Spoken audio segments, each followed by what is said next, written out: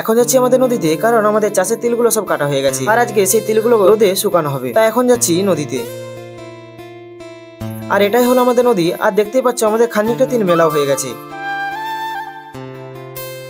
আর এতদিন তোমাদেরকে আমাদের কোনো চাষবাসের ভিডিও আপলোড দিতে পারিনি, তার জন্য আমি অত্যন্ত দুঃখিত।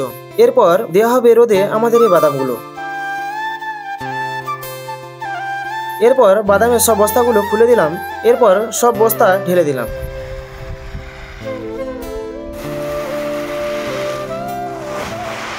এরপর বাদামগুলোকে ভালোভাবে মিলে দিলাম।